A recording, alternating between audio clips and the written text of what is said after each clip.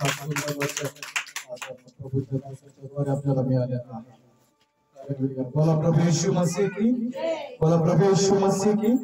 यातील थोड्या वेळामध्ये माझं वचन या ठिकाणी सांगणार आहे. फार महत्वाचं याने बद्दल प्रभूचं दुसरं आपण कालच्या बुधवारी पाहिलं पहिलं आगमन, आता होणारे दुसरं आगमन. हालेलुया.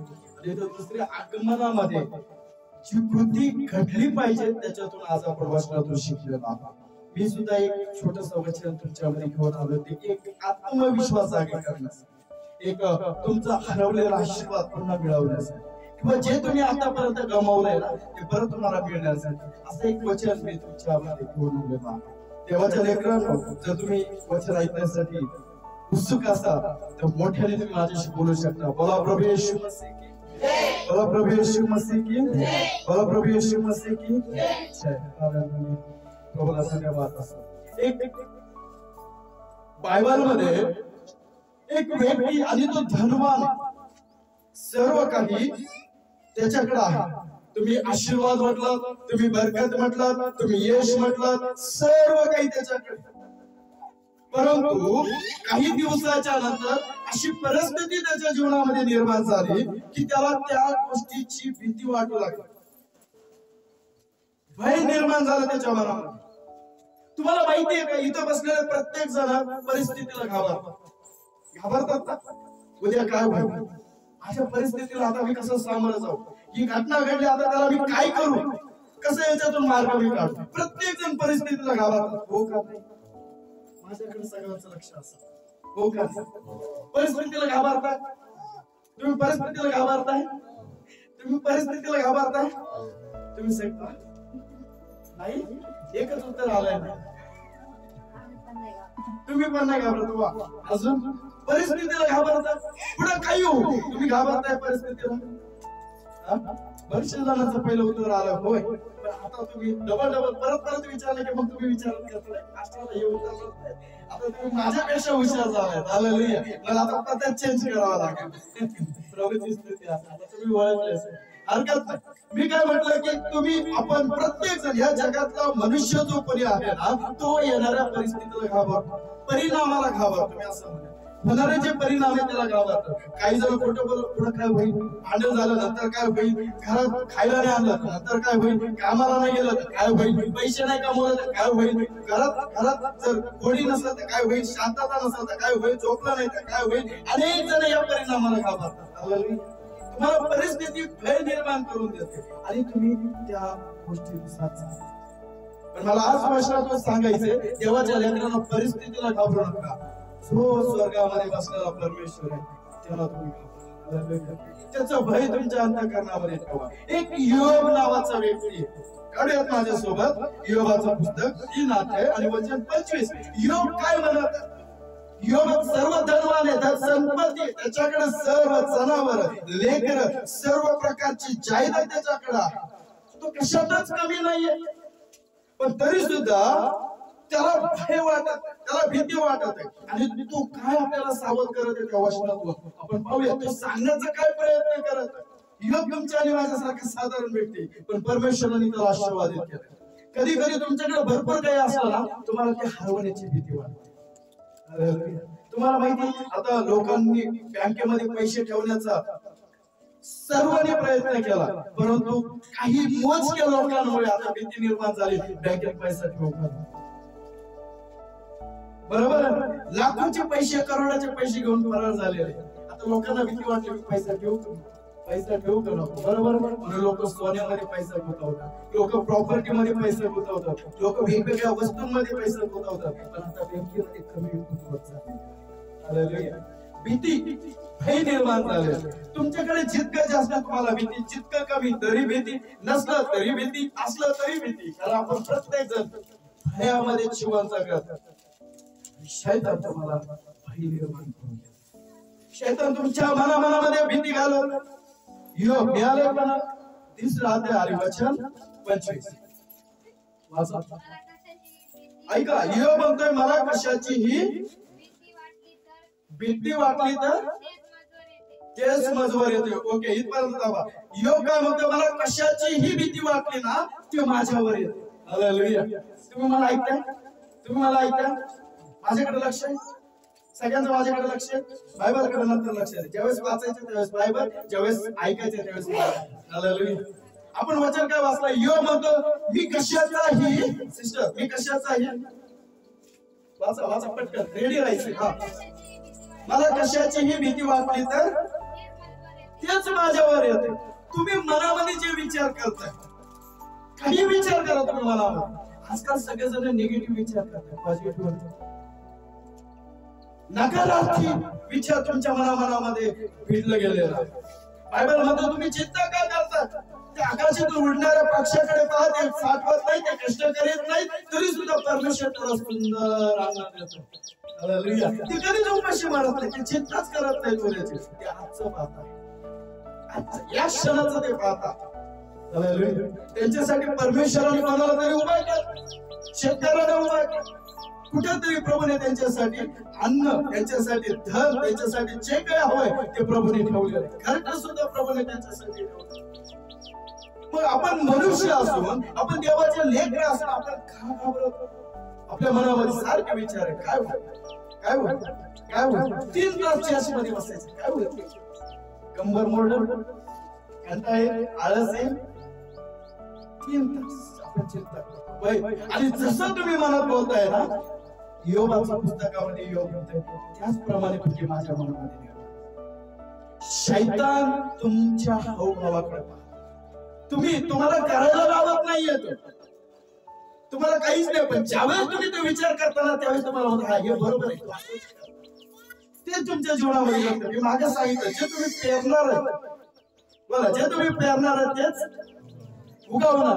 जर तुम्ही मनामध्ये भीती पेरत असाल तर तुमच्या जीवनामध्ये, तुमच्या मनामध्ये, तुमच्या घरामध्ये, तुमच्या शरीरामध्ये, तुमच्या लेकरामध्ये, तुमच्या सर्व व्यवसायामध्ये भीतीचंच वातावरण निर्माण. पुढे काय योग होतो? कशाने जर मला थरकाप झाला तर तेच माझ्यावर येते. मी कोणाला घाबरला ना तेच माझ्यावर येते. आम्ही जर गेलो कब्रस्थानापासून चालत चालत गेलो, मनात आला अरे एखादा भूत आलं की तुमच्याच मागे येतो. लक्षात येत? लक्षात येत? कधी कधी तुम्हाला वाटतं चर्च मध्ये एखादी व्यक्ती घुमायला लागली की आपण लगेच बाजूला होतो, तेच माझ्या अंगावर येतं. लक्षात येत? तुम्ही देवाचे लेकरं आहात. हॅलो, तुम्ही देवाचे लेकरं आहात. मग परिस्थितीला का घाबरत आहात? तुम्ही स्मशानभूमीच्या जवळ जात असताना का घाबरत आहे? तुम्ही भाजी घेऊन जात असताना का घाबरत आहे? तुम्ही वस्तू घेऊन जात असताना का घाबरत आहे? तुमच्या मनामध्ये येतं ना ते तुमच्या जीवनामध्ये घडतं. आणि सर्वात महत्वाचं मला सांगायचंय, सगळ्यात वाईट गोष्ट तुमच्या मनात जर कोणी आणत असेल तर तुम्हाला घाबरायला, भीतीच्या वातावरणामध्ये शैतान ठेवतो. हालेलुया. एक बायबल मध्ये मी तुम्हाला गणना या पुस्तकामध्ये घेऊन जाईल, अध्याय 13 मध्ये वचन 1 ते 2 आपण वाचूया. गणना अध्याय 13 आणि वचन 1 ते 2. हे तोच आहे ज्याला परमेश्वराने आशीर्वादित केलं, पण त्याला भीती वाटायला लागली. संपत्ती कोणी चोरून नेईल, कोणी हिसकावून घेईल काय. जसं मनामध्ये विचार केला ना त्याच्या जीवनामध्ये तसंच होत गेलं. त्याची संपत्ती हळूहळू कमी होत गेली. सगळेजण आता विस्कळीतपणा होते. गणना 13 अध्याय वचन 1 आणि 2 आपण या ठिकाणी वाचणार आहोत. ऐका, परमेश्वर मोशेला म्हणाला, मी इस्रायली लोकांना कनान देश आहे. म्हणा, मला परमेश्वर कनान देश देत आहे. मला परमेश्वर कनान देश देत आहे. ओके, आजचा माझा विषय आहे काय? तुम्ही परिस्थितीला घाबरत आहात का? काय तुम्ही परिस्थितीला घाबरत आहात? हाच माझा आजचा विषय. आणि हे सत्य घटनावर आधारित. हालेलुया. याचा अर्थ बाकीचे संदेश सत्य घटनावर नाहीत का? आहेत. आज तुमच्या जीवनाशी निगडीत असं वचन मी सांगणार. हालेलुया. काय तुम्ही परिस्थितीला घाबरत आहात? परमेश्वर मोशेला काय म्हणत आहे वाचूया. मी तुला इस्रायली लोकांना कनान देश देत आहे. कोण बोलत आहे? कोण बोलत आहे? परमेश्वर बोलत आहे. मोशेला बोलत आहे आणि म्हणत आहे जे माझे इस्रायली लोक आहेत, तुम्ही इस्रायली आहात, जे माझे इस्रायली लोक आहेत त्यांना मी कोणता देश देणार आहे? कनान देश देणार आहे. पुढे वाचूया. तो हेरण्यासाठी माणसे पाठव, त्यांच्या वाडवडिलांच्या प्रत्येक वंशातला एक एक पुरुष पाठव. बस. आता इस्रायलचे वंश किती आहेत? एकदम बरोबर आहे, 12 वर्ष. आणि 12 वर्षातून एक एक पाठवायचे म्हणजे किती पाठवायचे? किती पाठवायचे? 12. लक्षात येतं? 12 जण हेरण्यासाठी कनान देशात पाठवलं. कनान देश जे देवाला द्यायचे.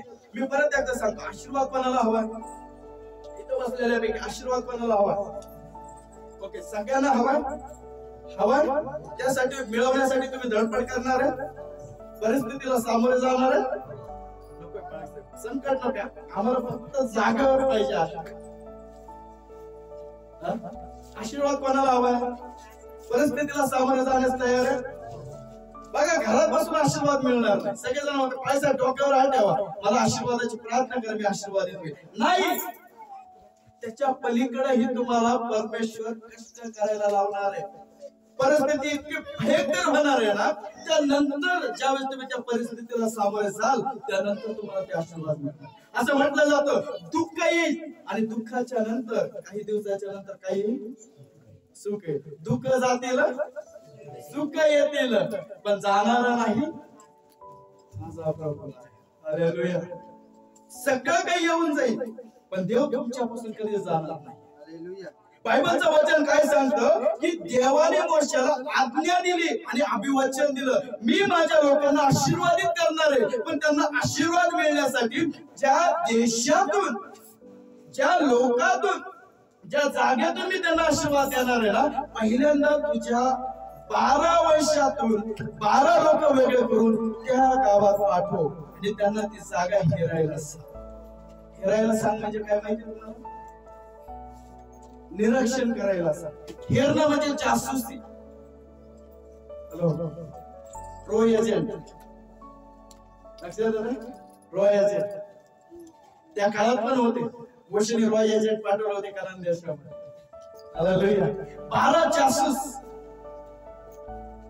आपण म्हणतो ना की राजा महाराजांच्या काळामध्ये पलीकडे शत्रूकडे त्याचे जागा हेरण्यासाठी किती लोक त्याच्याकडे आहेत, किती सैनिक त्याच्याकडे आहेत, किती हत्यार त्याच्याकडे आहेत, किती रथ त्याच्याकडे आहेत, किती तोफ त्याच्याकडे आहेत. हे सगळं हेरण्यासाठी काही लोकांना पाठवलं जायचं. बरोबर? त्याचप्रमाणे मोशेने देखील परमेश्वराने सांगितल्याप्रमाणे 12 लोकांना कनान देशामध्ये कनान देश हेरण्यासाठी पाठवलं आणि ते गेले. पण जात असताना मोशेने त्या 12 लोकांना एक आज्ञा दिली आणि कृती करायला सांगितली. वाचूया त्याच अध्यायामध्ये 17 ते 21. मोशेने, बरोबर, मोशेने त्यांना कनान देश, ऐका, मोशेने त्यांना म्हणजे त्या 12 जणांना कनान देश हेरायला पाठविले आणि सांगितले की येथून नेगेव प्रांतावरून डोंगराळ प्रदेशाचा पुढे आणि देश कसा आहे. ऐका ऐका ऐका. आणि वचन काय सांगतं? मोशे त्या 12 जणांना म्हटलं की तो देश कसा आहे. देशातील रहिवासी सबळ आहेत की दुर्बळ आहेत, थोडे आहेत की पुष्कळ आहेत, ते थोडे आहेत की पुष्कळ आहेत, ते राहतात.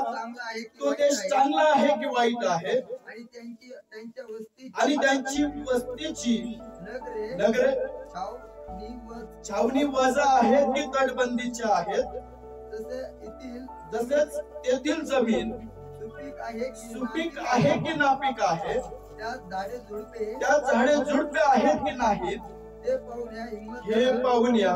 काय सांगितलं? हे सर्व पाहून या. देवाच्या लेकरांनो, ज्यावेळेस प्रभू तुम्हाला आशीर्वादित करण्यासाठी सांगत अभिवचन देतात त्यासाठी तुम्हाला संघर्ष करावा लागतो. हालेलुया. आशीर्वाद सहज मिळत नाहीये. त्यासाठी आशीर्वाद मिळण्यासाठी त्या जवळ आशीर्वादाच्या आड येणाऱ्या जेवढे समस्या आहेत ते तुम्हाला बारकाईने पाहिजे. ते बघायचे ही समस्या कोणती आहे, कुठून आली, कोणत्या आत्म्याकडून आली, कोणत्या व्यक्तीकडून आली, कोणत्या जागेवरून आली, आणि ती समस्या आमच्यावर कशा प्रकारे प्रभाव करत आहे, हालेलुया, कशा प्रकारे ते काम करत आहे, हे आपल्याला हेरायचं आहे. प्रभू सांगतं की देवाच्या लेकरांना तुम्ही हेर बना. बायबलचं वचन वर्ष अजूनही तेच सांगत आहे, आणि आजही मी ते सांगत आहे. जा लोकांना देवाकडे आणण्यासाठी ज्या गावामध्ये देवाचे लोक नाहीत, ज्या गावामध्ये सेवक नाही, ज्या गावामध्ये भवन नाही, असं गाव शोधा. तिथलं वातावरण बघा, तिथल्या लोकांची परिस्थिती बघा, त्यांची समस्या बघा, आणि जाऊन सांगा आज तुमच्यासाठी दाविदाच्या नगरात तारणारा जन्मलेला आहे. या तिकडे हालेलुया. तो तुमचा तारण करेल, तो तुम्हाला त्या समस्येतून मुक्त करेल. आशीर्वाद सहज मिळत नाही. बायबलचं वचन सांगतं की मोशेने सांगितल्याप्रमाणे हे लोक ते पाहण्यासाठी गेले ते देश कसा आहे. बघा, जे देश आशीर्वाद घ्यायचा ना, देवाने सांगितलं ना, जा त्या देशामध्ये हेर पाठव. देव तर म्हणला तो देश मी तुला देणार, कनान देश मी तुला देणार. कनान देश इस्रायली लोकांना देणार. कारण कनान देश कसा आहे माहिती तुम्हाला? कोण सांगेल बसलेल्यापैकी? कनान देश मंडळीपैकी कोणी सांगेल कनान देश कोण आहे, कसा आहे, कशा प्रकारचा आशीर्वादाचा देश आहे? दुधामधाचा देश आहे. एकदम बरोबर. कसा आहे? दुधामधाचा देश. म्हणजे तिथं दूध वाहतात, तिथं मध वाहतात असं अर्थ होत नाही. दुधामधाचा देश म्हणजे फक्त आणि फक्त आशीर्वाद. जे काही ते सगळं काही चांगलंच, वाईट त्या ठिकाणी काहीच नाही. जर तुम्ही कष्ट करताय शेतामध्ये तर तिथं फळ चांगलेच येणार, उत्पन्न चांगलंच येणार. जर तुम्ही व्यवसाय करता तर त्या व्यवसायामध्ये फलद्रूप तुम्ही होणारच होणार. जर तुम्ही त्या ठिकाणी वास्तव्य करत असाल तर त्या ठिकाणी एकही व्यक्ती वांज राहणार नाहीये.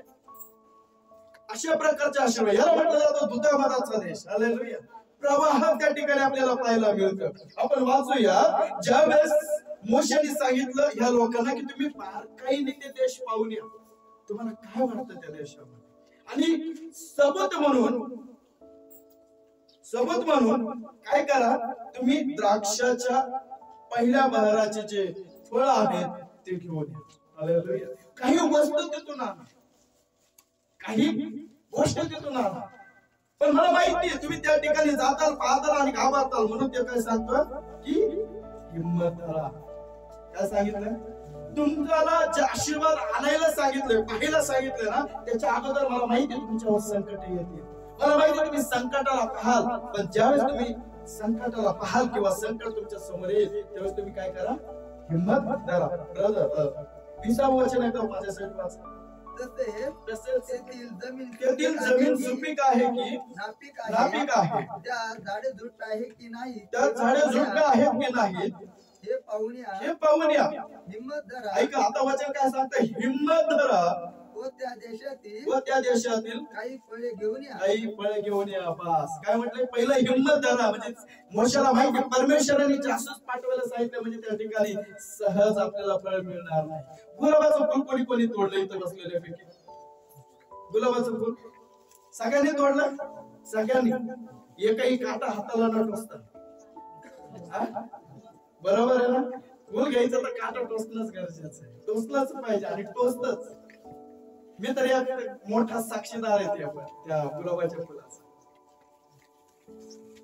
मी गुलाबाचं फुल तोडायला गेलो आणि त्याचं फळ मला या ठिकाणी 7 ते 8 टाक्याने मिळालं. लहान होतो आम्ही, छोटे आणि माझ्या बहिणीला आवडलं होतं की मला ते फुल पाहिजे. मला बहिणीने सांगितलं आपण जाऊन तोडून आणू. माझी मोठी बहीण, आम्ही लहानच होतो, गेलो ते फुल तोडलं आणि नेमकी ते कुंडीमध्ये जे फुलाचं झाड लावलं होतं ते कुंडी खाली पडली आणि घर मालक बाहेर आला. तो पकडावर मारा म्हणून आम्ही पळत गेलो आणि पाहिलंच नाही की रस्त्यावर तो मोठा बॅनर लावण्यासाठी एक लोखंडाचं फ्रेम तयार केलेलं असतं, तिथं जाऊन धडकलं आणि तिथंच ते मला लागलं. 8 टाके पडले. अजूनही तिथं पवळ्यापासून मला ओळखलं. शिक्षा तर भोगली पण फळही सोबत घेऊन. आशीर्वाद सहज मिळत नाही. लक्षात येतं? कुछ पाने के लिए कुछ खोना पड़ता है. हालेलुया. हालेलुया. याला काय सांगितलं? हिम्मत धरा. संकट, समस्या, अडचण तुमच्या समोर उभा राहतील, घाबरू नका. तुम्ही तुम्ही घाबरला तर मिळाले आशीर्वाद पण मिळणार नाही, अजून जे पाहिजे तेही तुम्हाला सापडणार नाही. थोडक्यामध्ये तुम्ही घाबरताना निघून पळत येतात.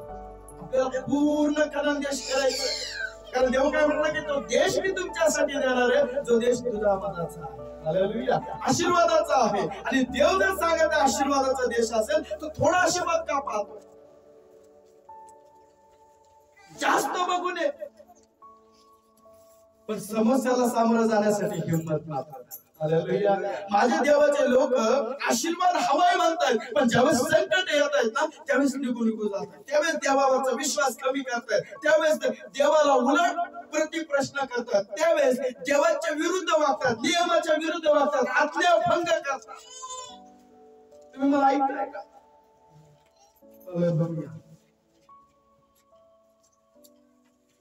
तुम्ही मला ऐकताय?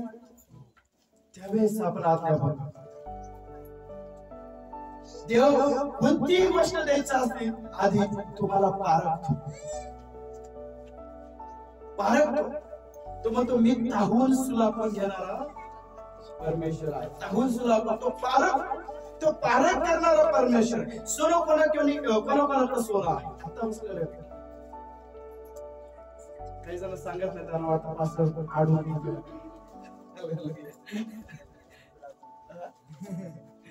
सोनं तुम्ही जे तुमच्याकडे आहे, जे तुम्ही घातलं ते सहज आलेलं नाही, त्याला पारखलं, त्याला चमकवलं, त्याला कितीतरी समस्यातून बाहेर यावं लागलं, त्याला अग्नीतून बाहेर यावं लागलं, त्याला छन्नी हातोड्याच्या मार सोसावं लागले, त्यावेळेस त्याला चमकलं.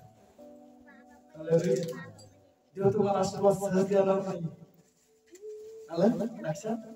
तुम्हाला पहिलं तोडत, तुम्हाला तो पहिला मारत, तुम्हाला मारत म्हणजे काठीने नाही, समस्याने मारत, तुमच्यावर समस्या तो निर्माण करेल आणि मारपून घेईल. हा समस्यामध्ये, हा अडचणीमध्ये कसा आल्याशिवाय योबावर समस्या आली सगळ्यांना माहिती आहे. एक जाताना जातो, दुसरा सांगायला होतो, प्रभूजी, गुरुजी, धनी असं झालेलं. पहिलं जनावर गेले, नंतर गुरेढोरे गेले, नंतर घरदार गेले, नंतर नातवंड गेले, नंतर लेकर गेले, सगळ्यात चालले. फक्त राहिलं पत्नी. लक्षात येतं? फक्त राहिलं पत्नी. सगळं गेलं, जेवढं होतं तेवढं त्याचं सगळं गेलं.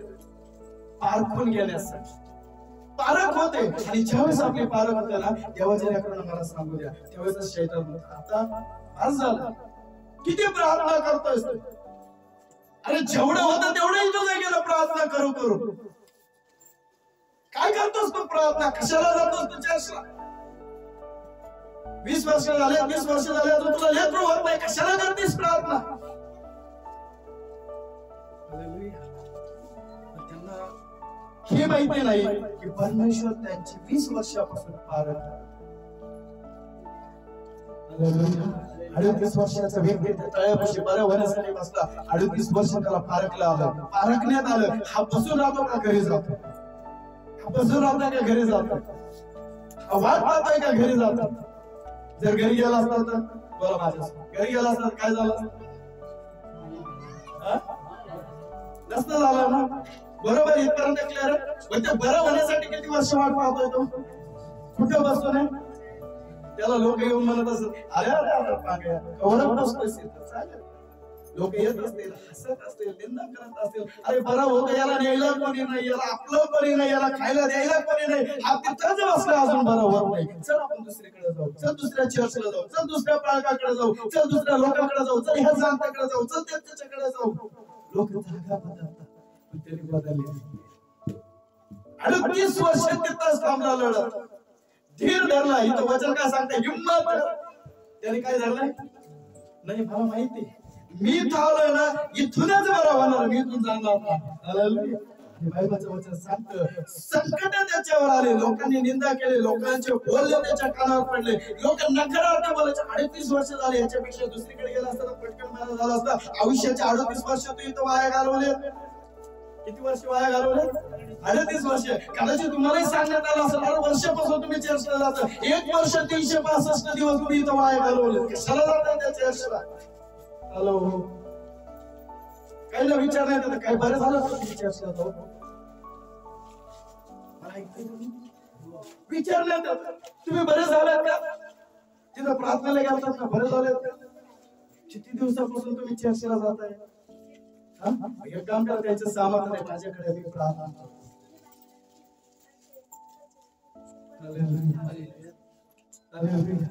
हिम्मत नाही धरत आहे आपण. कदाचित तुमची पार करत असेल परमेश्वर, म्हणून विलंब लागत असेल, म्हणून वेळ लागत असेल. कारण देवाला माहिती आहे तुम्ही आज माझ्यासोबत आहे, उद्या आहे का नाही. देवाला माहिती आहे तुम्ही किती दिवस माझ्यासोबत राहा.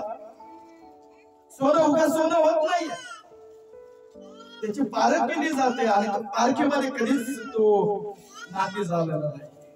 हे त्याच प्रकारे तो आहे, म्हणून त्याला सोनं म्हणतात. Hallelujah, hallelujah. पुढे वाचूया 21 वचन. मग त्यांनी बघा, ऐका, आता त्या 12 जणांनी सांगितल्याप्रमाणे जाऊन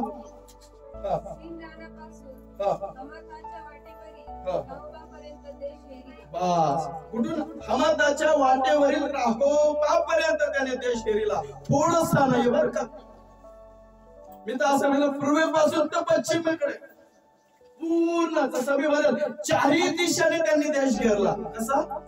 चारही दिशाने. आम्ही थोडंसंच पाहतो संकट, त्यांनी चारही दिशाने फक्त एकच संकट आला असेल त्यांच्यावर.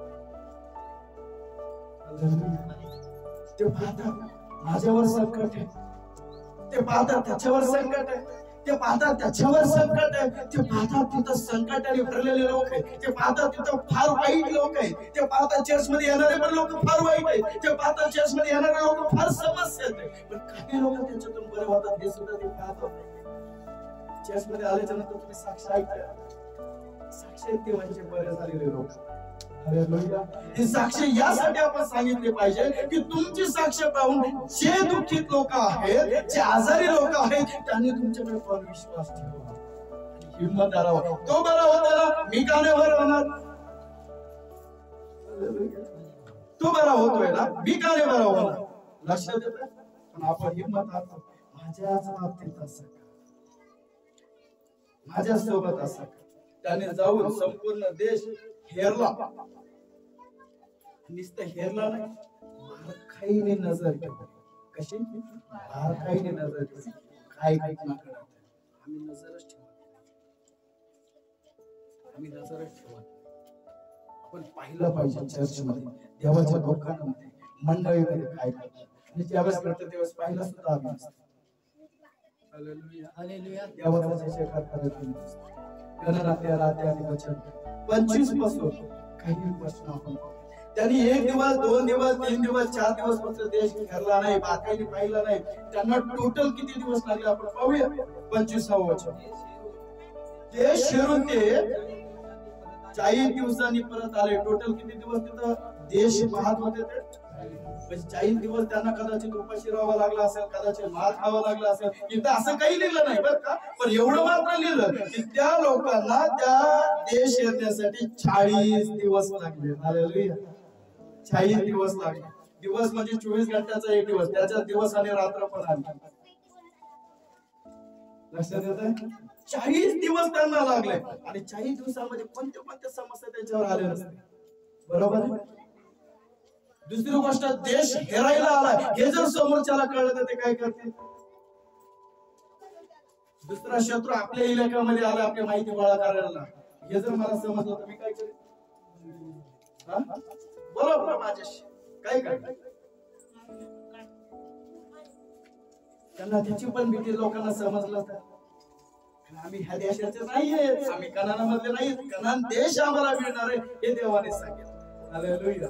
देवाने त्यांना पारखायला सांगितलं, जा पारख करा. तो देश चांगला आहे पण त्यासाठी तुम्हाला कष्ट करावं लागेल. हालेलुया. पुढचं वचन सिस्टर.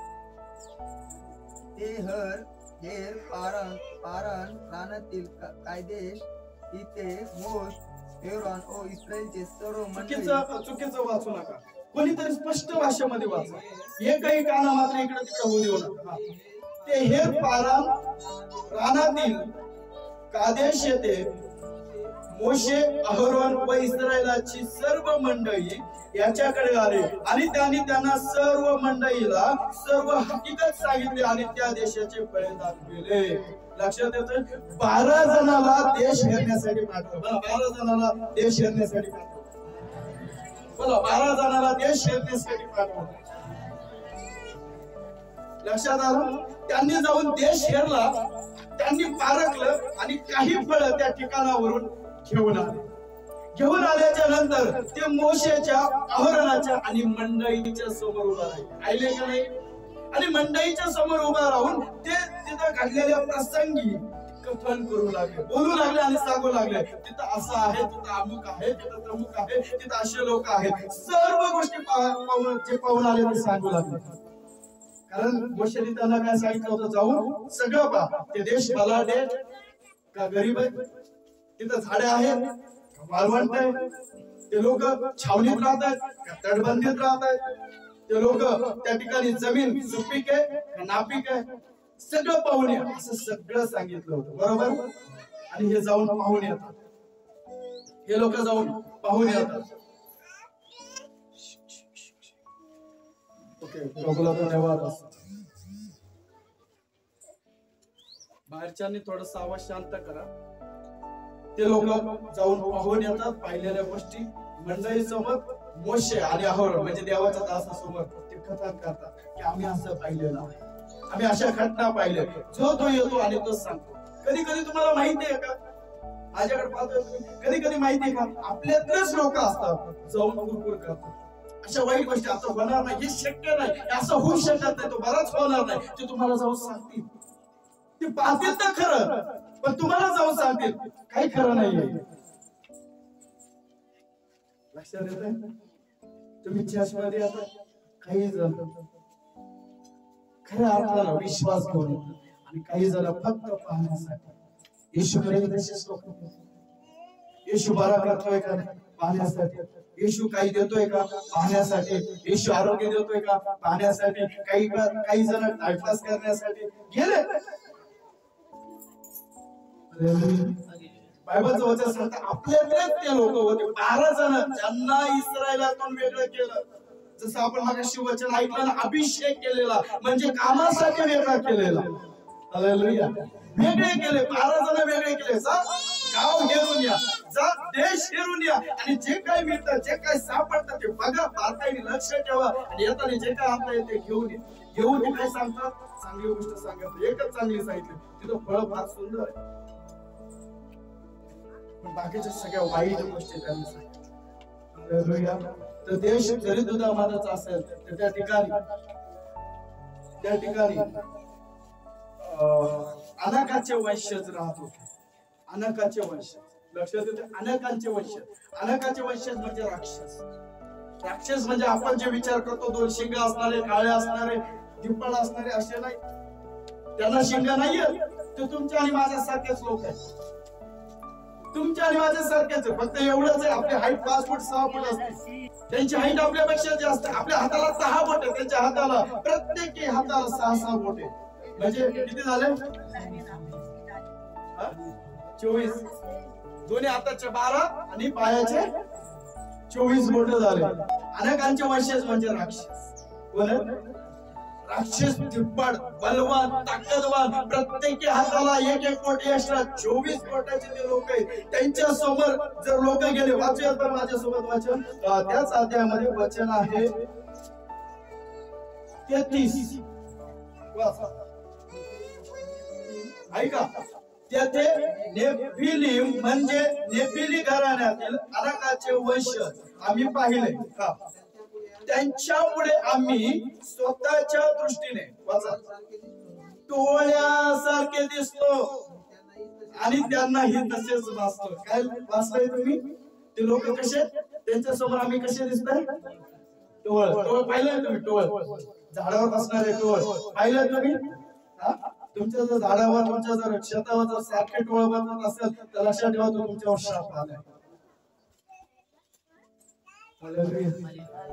कारण देवाने इस्रायली लोकांना मुक्त करण्यासाठी मिस्र देशामध्ये टोळ पाठवले होते.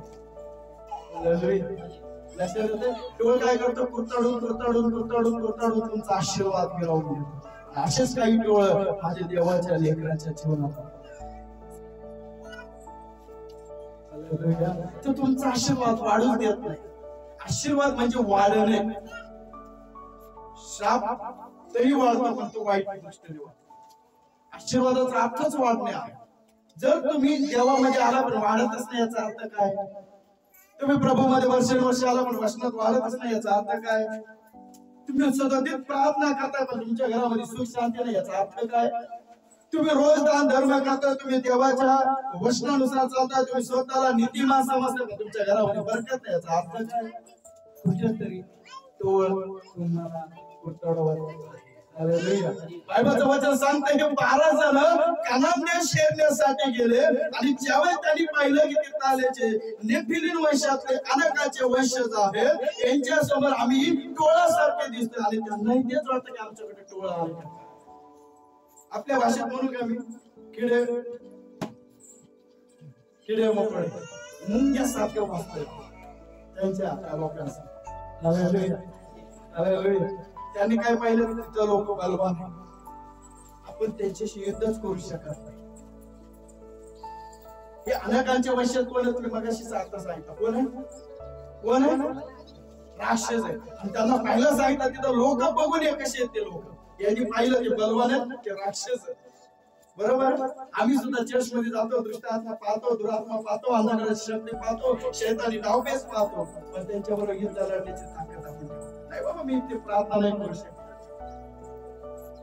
नको नको नको, त्याचा आत्मा माझ्या मागे आला तर काय करू? ऐकताय मला?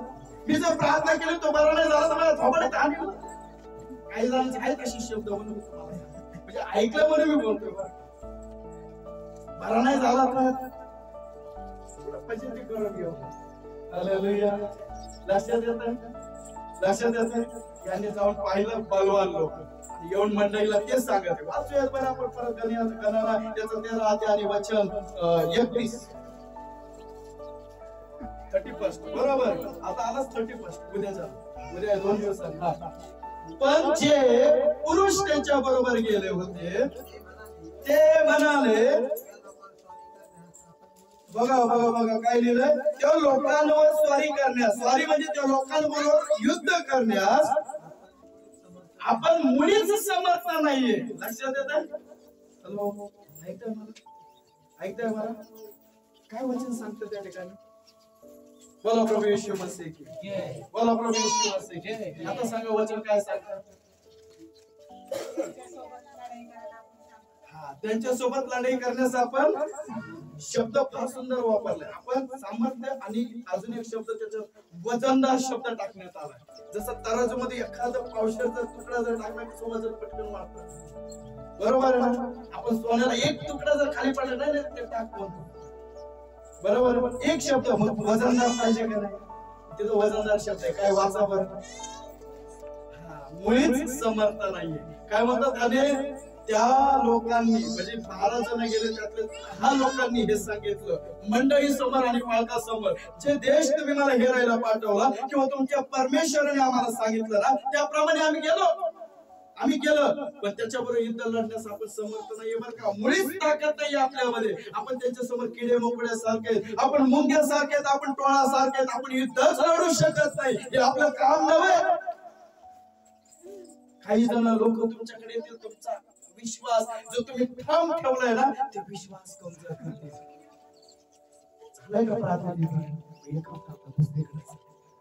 विश्वास कमजोर ते येतील.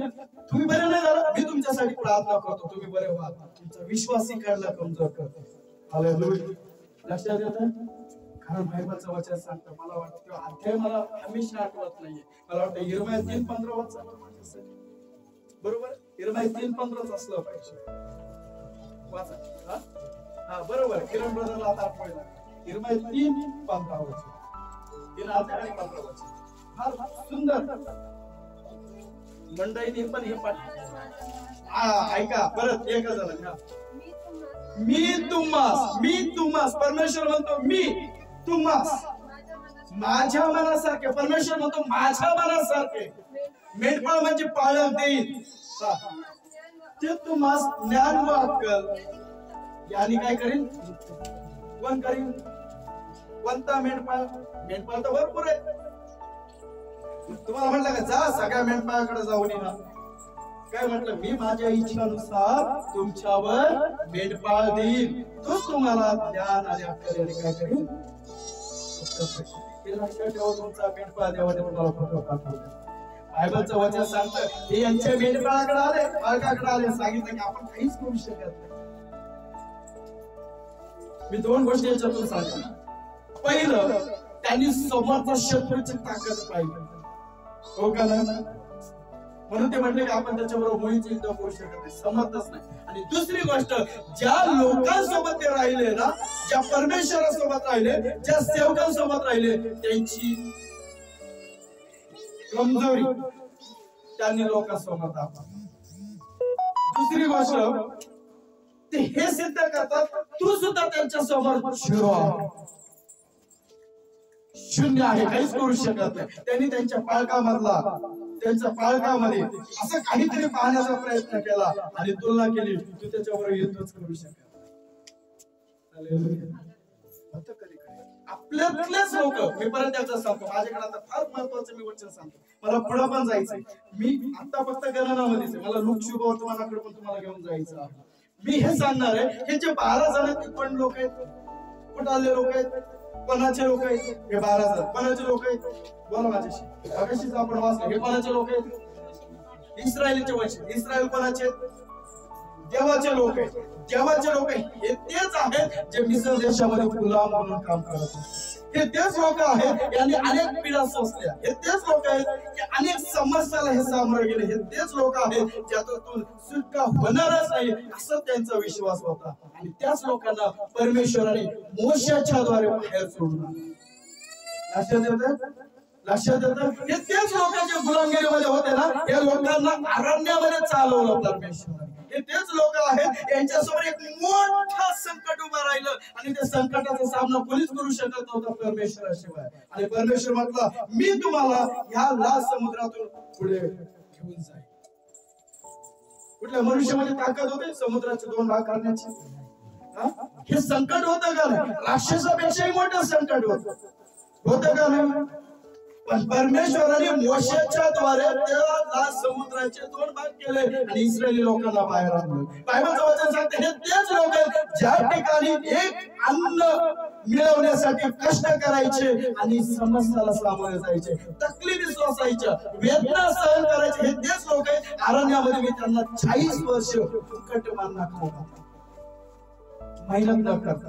लक्षात येतं? हे तेच लोक आहेत. स्वर्गातून यांच्यासाठी मी भाकर पाठवली. हे तेच लोक यांनी खाल्लं आणि तृप्त झाले. यांच्या लेकरांनी खाल्लं, हे तृप्त झाले आणि आशीर्वादित झाले. हालेलुया. यांना कधीच ती भाकर खाऊ आजार झाले नाही. हालेलुया. हे तेच 12 जण आहेत. त्यातलेच यांनी देवाने त्यांच्या समोर दिवसा मेघस्तंभ बनून, रात्री अग्निस्तंभ बनून चालला. हे तेच लोकांनी अनुभव घेतलेला, जे लोक सांगतात आपण त्यांच्याशी सामना करू शकतो. हे तेच लोक आहेत. आपण हेच करतो. तुम्ही देवाचा अनुभव घेतलाय, तुमच्या जीवनामध्ये साक्ष काढली, तुम्ही मोठमोठे साक्ष तुमच्या जीवनामध्ये अनुभवले, तुम्ही देवाचा स्पर्श अनुभवलाय. पण ज्यावेळेस एखादी परिस्थिती तुमच्यामध्ये निर्माण होते, त्यावेळेस तुम्ही सहज बोलत जाता, आता काहीच खरं नाही, आता होऊ शकत नाही, आता हे अशक्य आहे, हे शक्यच नाही. लगेच आपण काय करतो, नकारार्थी बनून जातो. हालेलुया. ती परिस्थिती तुम्हाला इथं परिस्थिती आणि राक्षस पाहिलं आणि भीती निर्माण झाली. पण या परिस्थितीला सामोरे जाऊ शकतो. हे विसरतात, ज्याने दिवसा मेघस्तंभ बनवून, ज्याने समुद्रातून मार्ग खोलून, ज्याने स्वर्गातून मानव पाठवलं, आमचं संरक्षण केलं, तोच परमेश्वर आमच्या सोबत. गर्दी ज्यावेळेस होते ना, त्यावेळेस लोकांचे विचार माइंड चेंज होतात. म्हणून मी काय सांगितलं की देवाच्या लोकांना सगळ्यांच्या सहभागीत राहण्यापेक्षा एकाच्या सहभागीत राहा. हालेलुया. एकाच्या सोबत राहा, म्हणजे तिथून तुम्हाला मार्ग सापडत. आपण बघूया, हे 10 जण म्हणतात आपण काहीच करू शकत नाही, पण त्यातले 2 जण काय म्हणतात, वाचूया 30 वचन. गणना केला ते वचन 30. ऐका, तेव्हा मोशेच्या समोर लोकांना शांत करून, ऐका, काले म्हणाला, आता लोकांना यांनी काय सांगितलं म्हणलेलं आपण काहीच करू शकत नाही. लोक घाबरायला लागले. लोक घाबरायला लागले. कसे घाबरायला लागले तुम्हाला 14 अध्यायामध्ये यावं लागेल आणि त्या ठिकाणी पहिलं वचन वाचावं लागेल. ऐका, तेव्हा सर्व मंडळीने गळा काढून विलाप केला आणि लोक रात्रभर रडले. दुसरं वचन पण लगेच वाचा. सर्व इस्रायली लोक मोशे आणि अहोराच्या विरुद्ध कुरकुर करू लागले. सर्व मंडळी त्यांना म्हणाली, आम्ही मिसर देशात मेलो असतो तर बरे झाले असते, किंवा ह्याच रानात मेलो असतो तरी बरे झाले असते. तेच लोक आहेत ज्यांना देवानी गुलामगिरीतून, बंधनातून, श्रापातून, वेदनातून बाहेर काढले. तेच लोक थोड्याशा समस्याला घाबरून रडू लागले. हालेलुया. आता आमचं काही खरं नाही. त्यांच्या हाताने मरण्यापेक्षा तिथं मेलं असतं तर बरं झालं असतं. की तशा पाण्यापेक्षा आम्ही देवातच नसतं आलं तर बरं झालं असतं. ते पाण्यापेक्षा आम्ही जर हे कृत्य केलंच नसतं तर बरं झालं असतं. तुम्ही स्वतःला दोष देताय, शैतान तेच करतो. तुम्ही दोष द्यावा. हालेलुया. बायबल काय म्हणते, इतरांचे दोष करतो. बरोबर आहे ना? शैतान तुम्हाला तेच. परिस्थिती तुमच्या समोर जी निर्मित झालेली आहे, त्या परिस्थितीची भीती तुमच्या जीवनामध्ये घालून देतात. आता तुम्ही याच्यातून बाहेरच येणार. हालेलुया. हालेलुया. मी तुम्हाला सांगू, माझ्यावर ज्यावेळेस तकलीफी जास्त येतात ना, कधी कधी मी रडतो, पण प्रार्थना संपल्याच्या नंतर जास्त आनंद करतो. देवाला म्हणतो, देवा मला हा त्रास जर 1 महिन्यापासून आहे ना, तर माझा विश्वास आहे 1 महिन्याच्या दुप्पट तुम्हाला आशीर्वाद देणार. माझ्या त्रासापेक्षा जास्त आनंद तुम्हाला देणार. आपण थोडंसं दुःख घेतो आणि भला मोठं रडत गावभर फिरतो, गाजावाजा करत फिरतो. बरं झालं आपल्याकडे डबडे नाही ना, तेही वाचून फिरला असतो. बोला प्रभू येशू मसीह की दिव्यांनी सांगेल आपल्याला थोडंसं काहीतरी आपण गावभर करतो. देवासमोर मानतो का, देवा ही परिस्थिती तुम्हाला दिली, माझा विश्वास आहे ही परिस्थिती मला पारखण्यासाठी, माझा विश्वास पारखण्यासाठी. आणि जर मी विश्वासाला सामोरे गेलो, परिस्थितीला सामोरे गेलो आणि विजयी झालं, जितक्या दिवस माझ्यावर समस्या होती त्याच्यापेक्षा दुप्पट समस्येपेक्षा आशीर्वाद मला. हालेलुया. काय सांगताय पाहूया. ते लोक रडतायत, ते लोक गळा फाडतायत, ते लोक विलाप करतायत, ते लोक कुरकुर करतायत, देवाच्या विरुद्ध बोलतायत, त्याच्या विरुद्ध बोलतायत. आम्ही देव काय केलं, इतकं वर्ष काय झालं, काय उपयोग झाला, उगाच आलं, उगाच वेळ घालवलं, सगळं काही बोलून मोकळं होतं. त्यावेळेस त्यातला एक जण ज्याला खऱ्या अर्थानं परमेश्वराची ताकद समजली, तो उठला आणि ज्याचं नाव कालेब आहे, तो मोशेला आणि आरोनाला व मंडळी समोर मंडळीला गप्प करून बोलू लागला. वाचूया काय, आपण त्या देशावर आताच्या आता हिम्मत धरून चढाई करून जाऊ आणि तो घेऊ, कारण तो जिंकण्यास आपण पूर्णपणे. तुम्ही वचन ऐकलंय. 10 जण काय म्हणतात, मुळीच सामर्थ्य नाहीये, आणि त्यातले 2 जण काय म्हणतात, आताच आपण लढाई काय करू, आताच आपण लढाई करू आणि ते देश आपण जिंकून घेऊ. आपण हिम्मत धरू, कारण ते जिंकण्यास आपल्यामध्ये पूर्णपणे सामर्थ्य आहे. का बरं? सेमच आहेत ना ते 12 वर्षातले 12 लोक, सेमच आहेत ना ते, ज्याने देवाला स्वतः अनुभव घेतलेले. तुमच्या आणि माझ्या सारखंच आहेत ना ते. काय फरक झाला 10 लोकांमध्ये आणि उरलेल्या 2 लोकांमध्ये? काय फरक आहे? तोच फरक आहे जसा आकाश आणि पृथ्वीचा. तोच फरक आहे. दर वेळेस मी तुम्हाला चर्च मध्ये सांगतो, चमत्कार आणि वचनामध्ये. हालेलुया. या 2 लोकांनी फक्त परमेश्वराचे चमत्कार पाहिले, पण 2 जणांनी फक्त परमेश्वराकडून मिळालेलं सामर्थ्य पाहिलं, ते म्हणजे वचन. हालेलुया. हालेलुया. उदाहरण सांगतो, देवाच्या लोकांना वचनात तुम्हाला कोणी पाडू शकत नाही, वचनात तुम्हाला कोणी हरवू शकत नाही, वचनात कोणी तुम्हाला मोडू शकत नाही, वचनात कोणी तुम्हाला तोडू शकत नाही, वचनात कोणी तुमची हिंमत कमी करू शकत नाही. हालेलुया. आपण कशा चमत्कार, वचनाच्या द्वारे चमत्कार. जिथं चमत्कार आहे तिथं पहिलं वचन त्यांच्या कानावर गेलं, जो बोला त्याच्या मुखातून पण वचनच बाहेर निघालं. मी घोषणा करतो येशूच्या नावात तो बरा झाला. येशूचं नाव हेच वचन. आपण काय फक्त चमत्कार शास्त्री आणि पुरुष लोक येशूला मागतात की तो आम्हाला चिन्ह दे, तू आम्हाला काय दे, चिन्ह दे, आम्ही तेच करतो. प्रभू तू काहीतरी चमत्कार दाखव. लक्षात येतं, मी माझ्याकडे आलेल्या लोकांना चमत्काराकडे घेऊन जाणार नाही. का? कारण मला माहिती आहे चमत्कार तुमच्या जीवनात आज घडेल आणि एका वर्षाच्या नंतर ते निघून जाईल. लक्षात येतं, आज तुमच्या जीवनामध्ये चमत्कार घडेल आणि एक वर्षाच्या नंतर ते निघून जाईल. पण वचन जर मी आज पेरलं, एकदा जर तुमच्यामध्ये वचन पेरलं, तुमचं शरीरातून निघून जाईल, पण तुमच्या अंतःकरणामध्ये वचन गेलेलं ते कधीच निघून जाणार. तुम्ही देवाला सोडा, देवापासून दूर जा, तरी तुम्हाला थोडं थोडं ते आठवत राहील देवाचं वचन.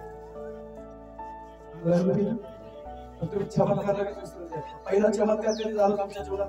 झालं पण पहिला सगळ्यात आधी चमत्कार मी तर सांगते, येशूचा चमत्कार प्राप्त झाला पाहिजे. काना गावात लग्नामध्ये. तुम्ही सांगा तुमच्या जीवनामध्ये कोणता पहिला चमत्कार झाला? गेलं का विसरून? गेलं का नाही विसरून? तुमचं पहिलं तारण कधी झालं? तारीख सांगा. तुमचं जीवन परिवर्तन कधी झालं हे सांगा. तारीख माहिती आहे? जे माहिती नाही त्याच्या मागे का पळतात? वचन लक्षात ठेवा. वचन असलं तुम्हाला चमत्कार लक्षात ठेवायची गरजच नाही. चमत्कार आपोआप तुमच्या मागे. वचन हेच परमेश्वर. जर तुमच्याकडे असेल चमत्कार आपोआप तुमच्या मागे, आपोआप तुमच्या मागे. हालेलुया. त्यातल्या एकाने पाहिलं की आपण लढाई करू शकतो, आपण पूर्णपणे सामर्थ्यशाली आहोत. एक वचन माझ्यासाठी वाचायचं, घराला 14 अध्याय आणि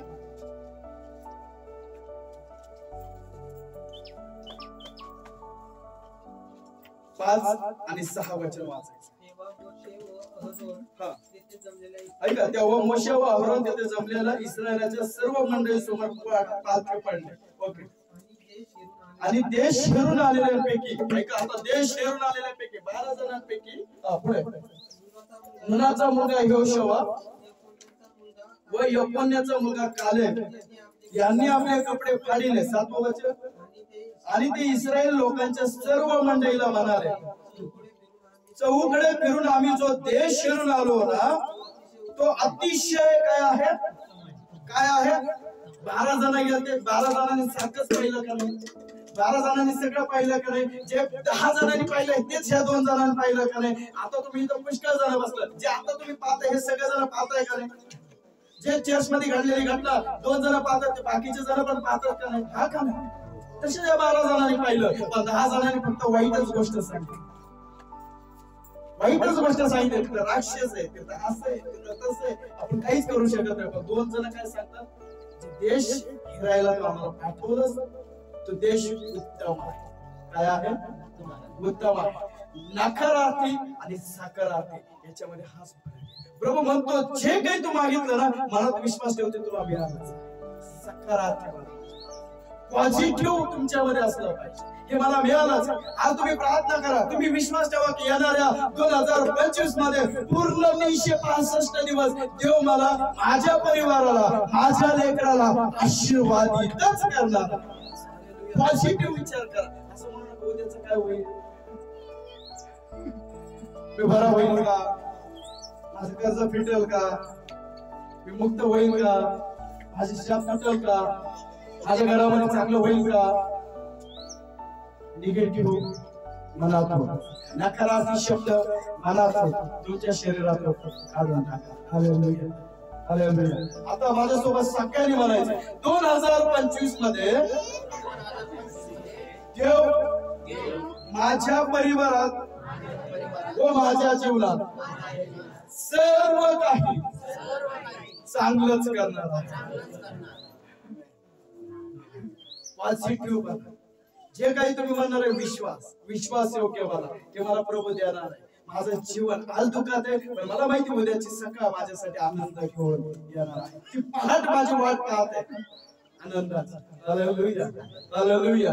जितकं मी उत्साहित आहे आनंद जीवनामध्ये स्वीकारण्यासाठी, तितकाच तोही उत्साहित आहे आनंद आपल्या जीवनामध्ये पाठवण्यासाठी. Hallelujah, hallelujah. एक वचन काढूया. दुःख सुख वर्तमान. अगदी थोड्या वेळामध्ये थोड्या वेळात लोक शुभवर्तमान 8 अध्याय आणि वचन 40 पासून 56 पर्यंत बसले वाचू नका, पण त्या ठिकाणी 2 घटना एक सोबत आहे. एक लोक शुभवर्तमान याला सर्वांना 8 अध्याय आणि वचन 40 पासून 56 पर्यंत. तिथं 2 घटना एका सोबत देण्यात आल्या. एक म्हणजे याईराची कन्या. ठीक आहे. नंतर येशू परत आला तेव्हा लोकसमुदायाने त्याचे स्वागत केले. बस. काही जण चर्च मध्ये आल्याच्या नंतर कोण पाहुणे आले हे पाहतात, कोण नवीन आले हे पाहतात. बरोबर आहे. नवीन आज कोणी आपल्या चर्च मध्ये प्रवेश केला, आज कोण आपल्या जवळ बसलेला कोण नवीन दिसत आहे, आज कोणी नवीन कपडे घातले, नवीन साडी घातले, याच्याकडे आपला कल आहे. इथं पण गर्दी आणि गर्दी येशूचं स्वागत करण्यासाठी, नवीन कोणीतरी पाहुणा आला हे पाहण्यासाठी आणि त्याचं स्वागत करण्यासाठी गुंतलेले आहे. इथं 2 घटना आहेत, एक याईराची कन्या आणि दुसरे रक्तस्रावी स्त्री. लक्षात येतं? पहिलं वाचूया पहिल्या घटनामध्ये. नंतर येशू तिथं आला, लोकांनी त्याचं स्वागत केलं कारण ते त्याची वाट पाहत होते. 41 वचनामध्ये म्हटलं तेव्हा पहा याईर नावाचा कोणी एक मनुष्य आला, तो सभास्थानाचा अधिकारी होता. त्याने येशूच्या पाया पडून त्याला आपल्या घरी येण्याची विनंती केली कारण त्याला सुमारे 12 वर्षाची एकुलती एक मुलगी होती, ती मरणास टेकली होती. ऐकलं वचन? याईर नावाची कन्या होती, त्याचा वडील याईर तो एक अधिकारी आहे, एक मोठा अधिकारी, मोठ्या पोस्टला उच्च पदावर तो आहे, त्याला कशाचीच कमी नाही. पण तरी सुद्धा त्याची मुलगी जी 12 वर्षाची, वय पण सांगितले 12 वर्षाची मुलगी आहे, आणि ती काय झाली? मरायला टेकली. मेली का? बायबल मध्ये मेली म्हणून लिहिलंय का? नंतर ते नंतर वाचूया. आता आपण जे काय वाचताय ते म्हणजे ती मरायला टेकली. मेली नाहीये. बघा आता एक लक्षात ठेवा, त्याला जिथं मुलगी आहे त्याची, ज्या ठिकाणी त्या मुलीला ठेवण्यात आलं ते ठिकाण सोडून त्याला येशूकडे यावं लागलं. हो का नाही? येत असताना बायबलचं वचन सांगतं की मरायला टेकलेली असताना म्हणून त्याने येशूकडे धाव घेतली आणि लोक अवतीभोवती जमा झाले. आपल्याकडे पण ज्यावेळेस मनुष्य त्याचा जीव सोडणार आहे त्यावेळेस त्याच्या भोवती लोकांची संख्या करते जमते. आपल्याला माहिती नाही तो आता मरतोय, थोड्या वेळाने मरतोय, उद्या सकाळी मरतोय, पण आपण अंदाज घेतो की आता ही थोड्याच वेळाची आपल्या सोबत साथी आहे. बरोबर? ही व्यक्ती फक्त अगदी थोड्या वेळासाठी, कधी मरण कधी जीव जाईल माहिती नाही. मग आपण म्हणतो अरे त्याला येऊ द्या, अरे याला येऊ द्या, त्याचं कोणा जीव घेतला असं तर खोटं नाटक करून आपण कोणा तरी उभा करतो, हे आला तुझा गोम्या, हा आला तुझा सोम्या आपण म्हणतो. बरोबर? लक्षात कोणा तरी उभा करतो का त्याचं पटकन जीव जाव. माझं फार कार्टून आहे. सुखाने जगू देत नाही, सुखाने मरू देत नाही. टपलेलंच असतं. बोला प्रभू येशू मसीह की, बोला प्रभू येशू मसीह की. वचन काय सांगतात ते मरायला टेकलेली असताना त्याने मुलीकडे दुर्लक्ष केलं. तिला बरं करण्यासाठी येशूकडे, जिथं कुठे येशू त्याच्याकडे त्याने धाव घेतली आणि येशूच्या पाया पडून तो म्हटला की माझ्या घरी या, माझी मुलगी मरायला टेकलेली आहे, तुम्ही तिला बरे करा. ज्यावेळेस त्याला घर सोडायची वेळ आली ना त्यावेळेस त्याच्या कदाचित पत्नीने, कदाचित लेकराने, कदाचित भावाने, कदाचित नातलगाने विचारलं असेल हे सोडून तू कुठं जातेस? बरोबर आहे? इथं तू पाहिजे असते, हे सोडून तू कुठं जातोयस? हे म्हटलं अरे नासरीकर येशू या ठिकाणी आलं, मी त्याच्याकडे जातो आणि त्याला घेऊन येतो तो बरा करे. ते लोक काय म्हणतात, तुझी मुलगी आला थोड्या वेळेस जाऊस तर मरण पावली तर तू काय करशील, घेऊन तू काय करणार आहे? आपल्याला माहिती नाही का तो लाजर त्याचा सक्का असताना, जवळचा असताना, खास मित्र असताना तो गेला ना तुझ्या मुलीसाठी येईल का? मला ऐकतंय का? मला प्रभू येशू मसीह की. बरोबर, लाजर मेल्याच्या नंतर किती दिवसांनी गेला? तुझी मुलगी आता मरायला टेकली, तू खरंच येईल का तू सगळं सोडून? त्याच्या मागे लोक आहे, त्याच्या मागे गर्दी आहे, त्याला सगळं काही काम करायचे ना, तू त्याच्या मागे चालूस. जाऊ तर मुलगी मिली तर काय करतोस? आता तू इथं तिच्या जवळ पाहिजेस, शेवटच्या काही घटकामध्ये तू तिच्या जवळ पाहिजेस. तू तिचा हात धर, त्याला बोल, त्याच्याशी चांगलं बोल. लोक त्याच्या मनामध्ये नकारार्थी शब्द घालतात. कोणाच्या? जाऊ नकोस, काय होणार आहे जाऊन? तशी असं तसे म्हणणार मरायला टेकली. कुठेतरी थोडसा जीव अडकला. तो आला की घेऊन जाईल. आपल्याकडे यमराज येत नाही बरं का. आला आला आला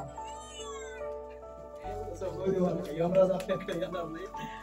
मी काय म्हटलं की तो जायच्या तयारीत त्याला लोक त्याच्या मनामध्ये नकारार्थी शब्द घालतात. अरे तू गेला तुझी मुलगी मेली तर काय करशील, तू इथं पाहिजे, तू इथं जवळ पाहिजे तिच्या, तुला थोडस गोड बोल, त्याला चांगलं बोल, तिचा आत्मविश्वास जागे कर, थोडं क्षण तिच्या बरोबर कर. आयुष्य कामामध्ये घालतात, तिकडे जाऊन काय होणार, नकारार्थी शब्द तिच्या मनामध्ये घालतो. तो म्हणला नाही माझी मुलगी श्रेया, ज्यावेळेस तिला गेल्या वर्षी मार्च महिन्यामध्ये त्रास होता, डॉक्टर आम्हाला म्हणायचे मूर्ख आहे तुम्ही, मुलीची अवस्था काय, परिस्थिती काय आहे, तुम्ही खुशाल म्हणताय की आम्हाला थोड्या वेळासाठी बाहेर जाऊ द्या आणि घेऊन जातोय तुम्ही मंदिरात. त्याला मी म्हटलं की नाही, देवाने मला दिलेली, इथं मरण्यापेक्षा तिथं मेलेली मला बरी, पण मला तिथं घेऊन जायचं.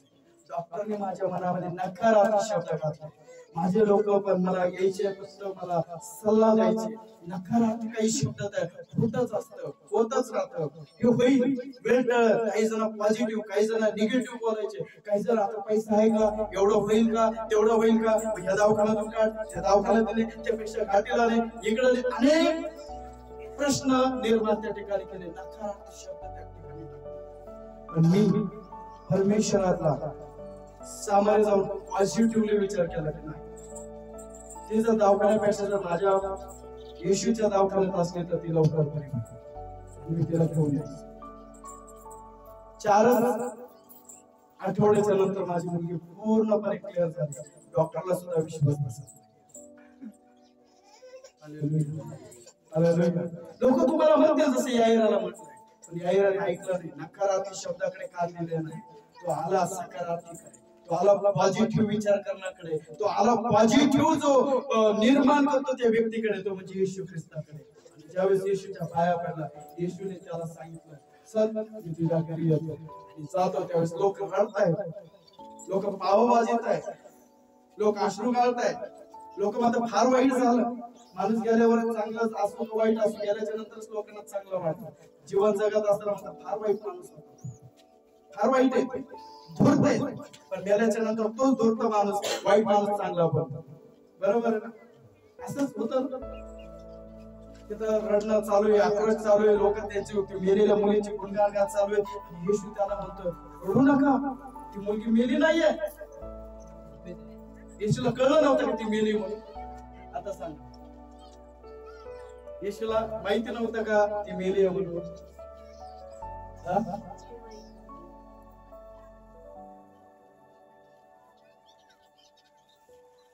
येशूला माहिती नव्हतं का ती मेली आहे म्हणून? वाचा बरं माझ्यासोबत 8 अध्याय त्याच ठिकाणी आणि वचन 51 आणि 52.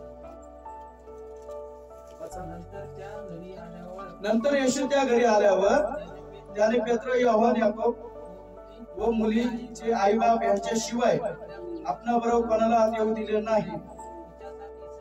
ऐका, तिच्यासाठी सर्वजण रडत व शोक करीत होते. पण तो येशू त्यांना म्हणाला, रडू नका, कारण ती झोपेत आहे. येशूला माहित नव्हतं ती मेली आहे.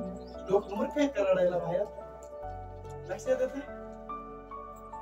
लोक मूर्ख नाहीयेत, पण येशू त्यांना म्हणतोय तुम्ही जे करताय ना, नकारार्थी करताय. आपण सुद्धा जे केलंय ना, त्याच्या बरोबर कोणी मेलेला माणूस असला की रडू लागतो, त्यांना बरोबर त्याच्या बरोबर भिडू लागतो. अजून तू रड, तुझा मोठा आवाज आहे का माझा मोठा आवाज? माझं बोलणं कृपया मनावर घेऊ नका, पण मी फार महत्वाचा आणि मौल्यवान शब्द बोलतो. तुम्ही रडताय ना, समोरच्याची हिंमत खचवताय, कारण तो हे विसरतोय की माझा परमेश्वर ज्यावेळेस दुसऱ्या वेळेस मला घ्यायला येणार आहे, त्यावेळेस मेलेले सुद्धा उठले जाणार आहे आणि आम्ही समोरासमोर भेटणार. Hallelujah, hallelujah. माझे ख्रिस्ती लोक त्यांच्या सोबत रडताय. आपण सांत्वना द्यायची की आपण त्यांना भेटणार आहे. रडतोस काय? थोड्या दिवसासाठी आपल्यापासून वेगळा झालाय, थोड्या दिवसापासून आपल्यापासून तो वेगळा झालाय, लांब गेलाय. आपण परत एकत्र येणार. पण आपण जाऊ त्याला रडू लागतो. म्हणून ते म्हटलं ना, त्याचा मोठा आवाज आहे का आपला मोठा आवाज. हालेलुया. येशू म्हणतो ती मेली नाही, ती झोपली. काय? ती झोपली. बघा, ती मेली नाही, ती मेली नाही, ती मेली नाही, ती मेली नाही, ती झोपली आहे. येशू गेला आणि त्या मुलीच्या हाताला पकडलं आणि वाचत आपण पुढं 54 वचन. मग त्याने तिच्या हाताला धरून मुली उठ असे मोठ्याने म्हटले आणि तेव्हा तिचा आत्मा गेलेला परत आला. व ती तात्काळ उठली. काय वचन सांगतात? तिचा आत्मा गेला होता, म्हणजे ती खरंच मेली होती. पण लोकांना येशू काय सांगतात? ती मेली नाही.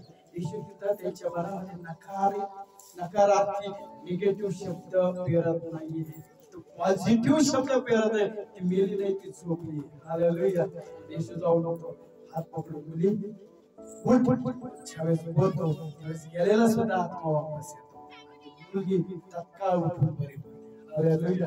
एकच नाही, 12 वर्षाच्या रक्तस्रावी स्त्रीचा पण असाच प्रकार आहे.